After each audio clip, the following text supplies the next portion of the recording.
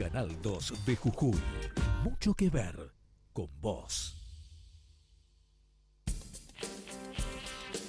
A continuación, Sobremesa.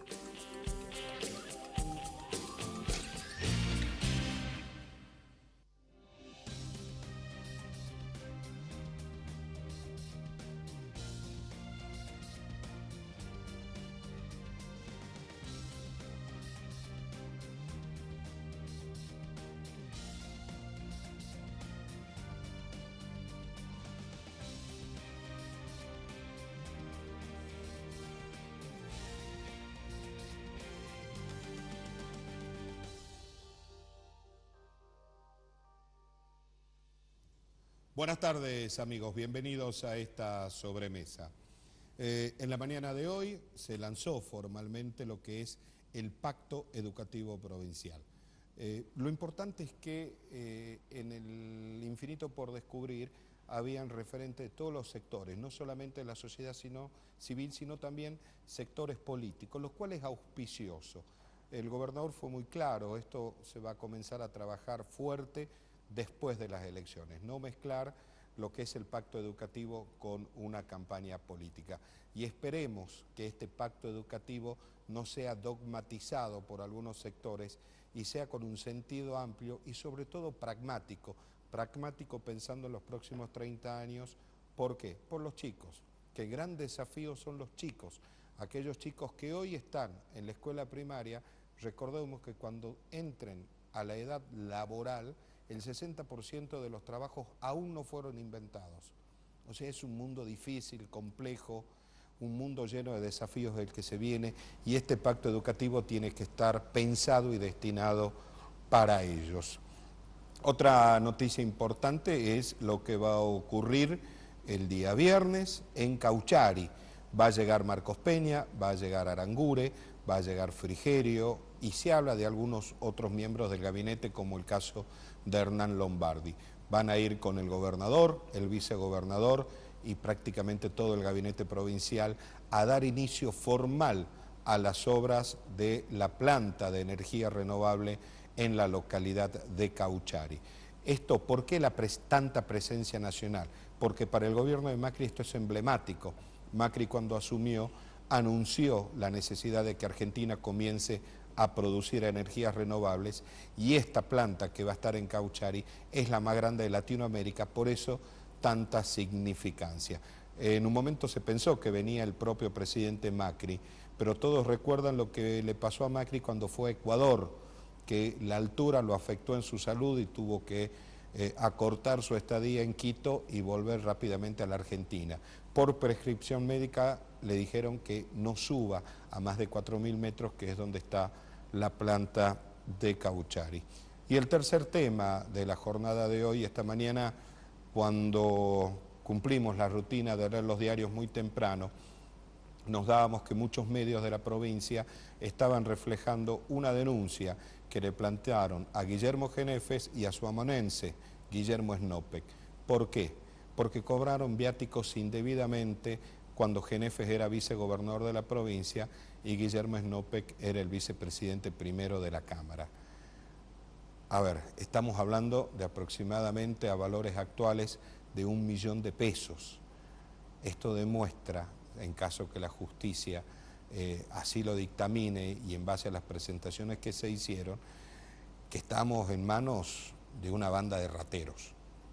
Estábamos en manos de una banda de rateros, y en esto, por supuesto, no lo podemos excluir a algunos otros personajes, como es el caso de Eduardo Fellner, que por estas horas también va a tener que presentarse ante los tribunales para conocer otra causa de imputación. Pero vamos a hablar de esta denuncia que le plantearon hoy a Guillermo Genefes y a Guillermo Snopek, y lo vamos a hacer con el abogado denunciante, con Fernando Bóveda. Así que les propongo una breve pausa y ya estamos con Bóveda. Seguimos en Sobremesa. Fernando Bóveda, muchas gracias por estar acá. No, a usted por invitarme. ¿Por qué esta denuncia? ¿Cuándo surge? ¿Cuál es el derrotero que tuvo hasta llegar a...? ¿Hoy fue en tribunales? No, la semana pasada. Ah, la semana pasada. A última hora, sí. ¿Cuál fue el derrotero de esta denuncia? El derrotero, bueno, mire, antes de llegar puntualmente a explicar cuál fue el derrotero de esta denuncia, le quiero aclarar que en mi vida profesional constantemente he sido visitado por distintas personas para hacer denuncias que por ahí no se animan a hacerlas por derecho propio, por temor a perder el trabajo, por temor algunos a su integridad física, por temor. Y en algunas yo procedí a denunciar y me retiré. En otras no, porque me parecía que eran inconsistentes, faltas de, digamos, documentación, y en otras porque, digamos, los personajes para mí, desde mi punto de vista, no eran trascendentes como para hacer todo un desgaste jurisdiccional, pero me han venido los más distintos colores. Por ejemplo, me acuerdo en la última etapa de la administración de Palpalá, de la administración de la intendencia anterior de Palpalá, que me vinieron a ver 3 vecinos porque decían de que gente de obras y servicios públicos, por ejemplo, los habían visto que tenían que reparar un techo. Y al techo habían subido 10 rollos de las membranas para cubrir el techo. Y de los 10, 7 los habían tirado de una camioneta que estaba al otro lado del techo y se los habían llevado. ¿Está? Es decir, era una cosa... Una causa menor. Era una causa menor. Es decir, grave porque demostraba, digamos, un contexto. Pero yo no... O sea, el robo de un Busca, que yo sé quién es y que por otra parte lo llevó a cabo toda su permanencia en el área de obras y servicios públicos de la Municipalidad de Palpalá, la verdad no me interesó, aparte no estaba filmado, pero eso yo había visto eso y otras cosas, pero no me interesó filmar, denunciarlo. Ahora bueno, esto sí, porque no es un tema menor, porque estamos hablando entiendo, del hombre política y económica, uno de los hombres más fuertes de la provincia de Jujuy, ¿no? Eslostoviada alguna vez los indicó a Genefes como el senador más rico del Senado de aquel entonces, ¿no? Sí, yo me acuerdo, yo leí ese artículo. Él dijo de que de los senadores que habían asumido en ese momento, dijo que Genefes era el senador más rico, y dijo que contradicción, es el senador más rico, según su declaración jurada, de una de las provincias más pobres. Sí, lo dijo Eslotoviada. De todos modos, el Senado estaba, digamos, ahí en el top 10, ¿no? Creo que primero estaba Puerta y segundo él. Pero ¿cómo llega a hacer esta denuncia la semana pasada? Me vienen a ver 2 personas que solamente conocí sus nombres de pila, que encima no sé si son ciertos porque no le pedí el DNI como cuando es un divorcio o una denuncia por derecho propio. Me dijeron que querían hacer esta denuncia, me trajeron mucha documentación, tal es así que entregué como 9 carpetas. Lo único que es documentación pública, es en copia simple, y bueno, yo la arrimé a la Fiscalía. Documentación que pertenece a la legislatura provincial. De la legislatura, sí, que es pública, no es que le robaron nada a nadie. Y son copias y yo las agregué, o sea, me relataron los hechos y yo la armé medularmente y meticulosamente porque me costaba creer que hubiera una malversación de esta naturaleza, ¿no? Porque, a ver, plata de entonces eran 300.000 pesos, si lo actualizamos, supóngase que sea 1.000.000 de pesos. Sí, lo que dijo más o menos en la radio esta mañana. Claro, entonces, 1.000.000 de pesos es mucho dinero porque pensemos cuántos litros de leche hay, es para un merendero. Ahora, para hombres de la fortuna de Genefes, que anduvieran llevándose esa plata es como sacarla del cenicero, digamos, de la moneda que hay en el cenicero. Y no entiendo por qué eso también, o sea, a ver, yo como penalista de toda mi vida, siempre lo primero que hago es, los abogados viejos cuando empezaste dicen, lo primero que tenés que mirar es la planilla prontuarial y sabés con quién estás tratando. Si el hombre en ese momento se equivocó o ya viene mal. Entonces, cuesta entender por qué esto también. Si es un hombre que fue todo lo que es y lo que fue y lo que tiene, ¿cómo es que se están llevando esto? O sea, seguramente desde mis elementos como abogados la explicación no la tengo, tendré que ir a lo psicológico y ya habrá que preguntarle a un psicólogo.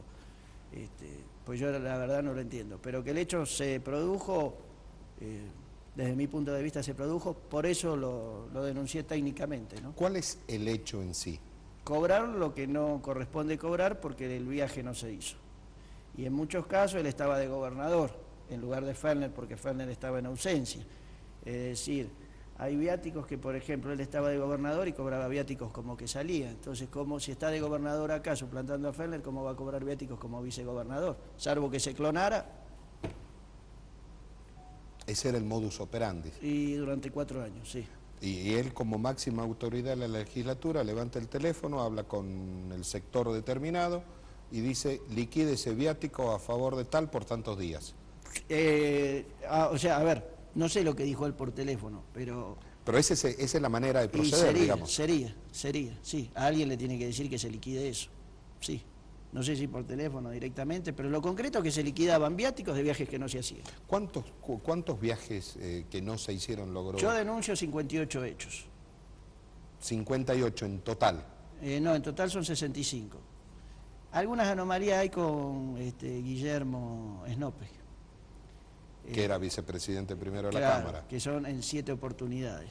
Bueno, las tendré que explicar, pero lo de Genefe aparece más claro, en 58 hechos. A lo largo de estos 5 años, 4 años. Esta documentación que usted hace mención que está en la legislatura, que son instrumentos públicos, documentación pública, ¿no corremos el riesgo que por estas horas ya se haya perdido la caja, el bibliorato se lo haya llevado Juan Pérez? Se corre el riesgo, sí. Se corre el riesgo. ¿Usted qué le pidió al fiscal? Pero, ¿quién es el fiscal primero que va a actuar en la causa? Entiendo que el doctor Bossati. Sí. Entiendo que el doctor Bossati. Y bueno, me tiene que llamar a ratificar y después de ratificar él tomará las medidas que considere conducentes. Pero está bueno si se hace rápidamente, aún sin que haya ratificado yo, porque los originales eso es una prueba que corre peligro de desaparición, digamos. Usted al fiscal, ¿qué le está pidiendo puntualmente, más allá de imputar este delito? ¿Qué le está pidiendo? La detención. Porque las detenciones se piden por 2 cosas: peligro de fuga, que acá lo descarté, o que ejerza maniobras el denunciado para, digamos, obstaculizar la administración de la justicia respecto de este hecho. Bueno, ahora ya está todo en manos del fiscal, es decir, yo ya, digamos, mi labor la terminé, incluso estoy como denunciante, no puedo ser querellante porque a mí no me, digamos, no me afecta. No me afecta, digamos, en forma directa, que es la condición para ser querellante. Habrá que ver qué es lo que hace la legislatura al respecto. ¿La legislatura puede considerarse afectada de manera directa en esto? Sí. Sí. Sí. O sea, la legislatura institucionalmente puede ser querellante en esto. Sí, o los diputados en forma individual como representantes del pueblo. Sí. Sí, porque hay una jurisprudencia que justamente fue en el caso Zambrano, que la generó justamente el multimedio de Genefe, cuando fue la causa de Zambrano. Ellos se presentaron. Y había el fiscal de esa causa, en ese momento se opuso porque le dijo que ellos eran persona jurídica y no física. El tema llegó al Superior Tribunal y el Superior Tribunal, incluso me acuerdo perfectamente, con voto del doctor, si mal no me acuerdo, José Manuel del Campo, dijo que el canal, por las características y el rol del periodista Zambrano adentro del canal, se había visto damnificado y que por las pruebas que ellos se podía aportar, no había óbice, no había obstaculización, no había obstáculo para que LW8 o Radiovisión, no me acuerdo cómo fue que dijo, pueda presentarse en esa causa en el rol de querellante. Así que yo creo que si la legislatura, como persona jurídica, o diputados en representación de la legislatura y del mandato del pueblo lo hacen, invocando esa jurisprudencia que ellos mismos generaron en su momento, creo que tranquilamente se pueden presentar en esta causa. ¿La legislatura o los diputados individualmente pueden ser querellantes ya o hay que esperar que el fiscal proceda? No, es a partir de la imputación. Partir de la imputación. Claro, porque el fiscal puede desestimar o puede imputar. Si imputa, ya están en condiciones de presentarse como querellantes. Ellos, no yo. Yo soy denunciante y punto. ¿Usted descarta que se va a imputar? Yo creo que hay elementos, pero bueno, son decisiones de envergadura, porque acá no estamos hablando de un robo de un celular ni de un NN, pero bueno, yo calculo que hay elementos, si no yo no hubiera hecho la denuncia. Esta mañana habló Guillermo Snopek, uno de los denunciados por usted, Sí. y él dice literalmente que esto es una cuestión política. Sí. Dice, Bueno. esta denuncia dice se hace a 18 días de las elecciones, dice, tiene intencionalidad política. Bueno, o sea, este es un país libre, él es candidato, cada uno dice lo que se le da la gana. Si él dice eso, allá él. Yo quiero aclarar que cuando yo denuncié, acompañé a la doctora Isolda Calcina en una denuncia contra Fellner, porque nunca llegaron a destino, nunca habían llegado al ANSES los aportes jubilatorios, los empleados del Estado, yo decía, ¿dónde está esa plata? No era épocas de elecciones. Cuando en el 2011 yo dije, ojo que Fellner ha convertido la casa de gobierno en la cueva de Alibaba y los 40 ladrones. No eran épocas de elecciones. Ahora yo no soy candidato a nada. En Palpalá, donde yo pertenezco en todos los aspectos de mi vida, pero también jurisdiccionalmente desde lo político, yo no soy candidato a nada. Hay 25 candidatos. Me iban preguntando a mí, che, ¿sos candidato a qué? No, a nada. Es decir, para llevar a cabo, y así le podría enumerar varios actos. Genefe Y Genefe tampoco es candidato a nada. Genefe dijo que se retiró de la política. Bueno, si se retiró, sí, yo no lo veo tan así, pero está bien, tiene derecho a seguir en política si quiere, pero me refiero de que yo las cosas las hago sin esperar el almanaque, digamos. No mirando el almanaque electoral, porque yo nunca, usted me conoce, ve que voy y vengo, yo nunca viví de la política. Es más, hay funcionarios, hay colegas que me dicen, che, ¿por qué no te presentás a los concursos que hay ahora para juez, para fiscal? Digo, pues tengo 30 años de profesión y estoy tan acostumbrado a la libertad, que dentro de una estructura no podría estar nunca, porque duro media hora y me van a estar sacando a patada. Estoy armado así, entonces yo políticamente esto no tiene nada. Si dentro de 22 días tienen elecciones, ¿y qué quiere que le haga? El problema de ellos, no se hubieran mandado esta. Yo le doy un dato objetivo de la Sí. realidad. Caso Overdech. En Brasil, una cantidad de presos Sí. impresionante. En Uruguay hay 2 o 3 presos. En Perú hay 2 o 3 presos. En Paraguay también hay 1 o 2 presos. Lo acaban de meter preso al vicepresidente del Ecuador, un hombre muy cercano a Rafael Correa. En el único país donde el caso Overdech está muy presente y no hay ningún preso es en la República Argentina. Sí. Esto me demuestra, y esto se lo planteo como ciudadano, permítame ser un poco escéptico en cuanto a la actuación de la justicia. A ver, no nos vamos muy lejos, nos quedemos en Jujuy nomás, la mega causa, donde hay una sola presa, Claro, una sola. sí. Y bueno,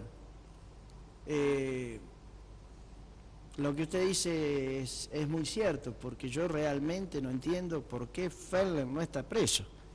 Porque él está imputado de una asociación ilícita, pero aparte de ser parte de la asociación ilícita y ser jefe de la asociación ilícita, él era gobernador. O sea, más claro, échenle agua. Yo no sé por qué le amplían la imputación. Tendrían que detenerlo y ahí detenido, leerle la imputación y dejarlo adentro y que la causa siga su trámite. No, realmente, desde ese punto de vista, lo veo inexplicable. Esto que yo estoy denunciando es grave, pero lo de Fellner Bueno, es inexplicable. Es Fellner- inexplicable porque este hombre está suelto por la vida. Fellner era gobernador y Genefe era el vicegobernador. Sí. Tampoco podía ignorar todo lo que estaba sucediendo. Probablemente no tenía poder de decisión para ver quiénes iban a la unidad ejecutora, que eso lo decidía Fellner, pero no podía ignorar lo que estaba sucediendo. No, desde ya que no. Le cabería eventualmente un incumplimiento de los deberes de funcionario público, pero en este caso, volviendo a Fellner, es inexplicable que no esté preso. Es inexplicable. Jurídicamente es inexplicable. Milagro Sala está presa, está bien que esté presa, pero lo que yo nunca entiendo es por qué Fellner no está preso. Esto es lo que yo No hay explicación posible. La única explicación que yo encuentro es la interminable historia de chicana jurídica. No, tampoco. Que nunca se discute la cuestión de fondo también, ¿no? No, pero la que chicana, no es competente, jurídica, que no bueno, pero la chicana jurídica ya terminó. Aparte, con chicana jurídica, uno, frente a determinados tipos de delitos, sigue con la chicana jurídica, con el imputado afuera o adentro. Yo, juez, lo meto adentro y le digo a los defensores, bueno, sigamos discutiendo. ¿Qué quieren discutir? Este es el punto. A él lo podrían haber detenido. Ahora, ¿por qué es tan lenta la justicia? Por eso, permítame ser escéptico en cuanto a la denuncia suya de Genefe, ¿no? Creo que si la justicia va a seguir con los mismos tiempos y los mismos procesos, lo que pasa es que esta denuncia, digamos, no es compleja. No es compleja. No es la mega causa. No es la mega causa. ¿No es complejo obtener las pruebas necesarias? No. Con que vayan y pidan las originales, ya está. Entiendo de que la legislatura no se puede allanar, pero con que le manden un oficio al presidente de la legislatura o le digan al presidente de la legislatura, venga acá con esto, ya él está obligado a ir. Ahora, y eventualmente citar testigos por parte de la gente que hace viático y ese tipo de cosas. Bueno, una denuncia penal sabe cómo empieza, no cómo termina. De la declaración surgirá. Pero a mí me interesa que se centren en los personajes principales. Ahora, usted recién hacíamos mención, ¿no?, al tema de Genefes en su momento era el senador de la nación más rico. Si esto realmente la justicia lo comprueba y se hace, estamos en presencia de un punguista. Porque, bueno, a ver, ¿qué son 300.000 pesos para la fortuna de Guillermo Genefes? Nada. Fortuna que fue expresada en los medios nacionales. Sí. ¿Qué son 300.000 Su pesos declaración para él? jurada. Nada. Por eso yo le dije es la del cenicero, o sea, no es nada, pero bueno, qué peligroso que esta gente estuvo tantos años gobernándonos, ¿no? Para que esto avance, ¿qué hace falta? ¿Voluntad política o voluntad jurídica? No, yo creo que en este momento la voluntad que hace falta es la judicial. O sea, hacía falta voluntad ciudadana, que en mí la encontraron. Esto no es para que me digan qué fantástico que sos. Fui y hice una denuncia. Nada más. Ahora, bueno, hace falta la voluntad judicial, que son los que tienen el poder de decisión y el poder político, el poder constitucional, para llevar a cabo esto, ¿no? Porque cuando la Constitución dice que un juez, porque nosotros hablamos del fiscal, pero el que va a tomar la decisión final es el juez de control y garantía, dice que los jueces tienen buena conducta. ¿Quién es el juez en este caso? No sé, el juez que entró de turno, creo que será, no sé si Cruz no está entrando de turno. Cuando la Constitución le da a los jueces la cobertura para que ejerzan tranquilos su magistratura, su magisterio, es justamente para que puedan ir contra las mafias, sea la mafia económica, sea la mafia política, sea la mafia de la que se trate. Y ellos tienen una cobertura, digamos, para ir contra lo que tengan que ir. Y bueno, estos delitos son graves, no son menores. Menor es el monto. Sí, pero el delito es grave. El delito es el más grave y es el delito que pena la Constitución. Acá que estamos hablando de fraude a la administración, de peculado, ¿de qué estamos hablando? De varios delitos, sí, yo puse todos los que me parecían, después el fiscal definirá. Pero yo quiero recordar lo que le dijo Carrió a Devido, que en la Constitución, en la última reforma de la Constitución, en el 1994, el artículo 46, si mal no recuerdo, de la Constitución, asimiló el delito de corrupción, lo asimiló al de traición a la patria. Claro. Entonces le dijo, Devido, vos sos un corrupto, sos un traidor a la patria. Se lo dijo Carrió así en la banca, con la vehemencia que la caracteriza a esa diputada. Entonces, bueno, acá estamos hablando de un delito que es traición a la patria, ¿no? Que yo en algunas oportunidades también se lo había achacado a Fellner, porque cuando acá tuvimos un gobierno paralelo para mí es una variante de traición a la patria, porque uno no puede dejar, no puede permitir que conduzca los destinos de la provincia y que tenga la suma de poder público sociedades, asociaciones o personas que no han sido institucionalmente consagradas por el voto popular, ¿no? Y acá tuvimos un gobierno paralelo y eso para mí también es traición a la patria. Pero volviendo al tema el artículo 46 de la Constitución lo define como traición a la patria, a la corrupción. ¿Cuándo queda definido el fiscal? El fiscal entró de turno ahora, es el doctor Bossati. O sea, él es el que recibe la denuncia suya. ¿Y cuánto tiempo tiene él para invitarlo? Para instruir un sumario tiene 4 meses, pero generalmente yo creo que por ahí llego a mi estudio y ya tengo la citación para ir y ratificar. Que la ratifique o no la ratifique, vamos a suponer que salgo ahora a la calle y me agarra un infarto, igual, ya está la denuncia hecha, aunque yo no vaya, la denuncia va a caminar igual porque el ya fiscal tiene la obligación de actuar. Tiene la obligación de actuar porque ya ha tenido conocimiento de un hecho presuntamente ilícito. Doctor Fernando Bóveda, muchísimas gracias por haber venido. No, a ustedes y lamento que digan que lo que yo hice es un acto político, es un acto patriótico, no es la primera vez que lo hago. Deseo que en la Argentina haya un cambio. El cambio total, tal vez por una cuestión de edad, no lo voy a alcanzar a ver, pero creo que es el momento de dar por lo menos la puntada inicial. Muchas gracias. A usted por invitarme. Y a ustedes, muchísimas gracias por habernos acompañado. Será Dios mediante hasta mañana, cuando a las 14, acá en Canal 2, hagamos otra sobremesa. Chao.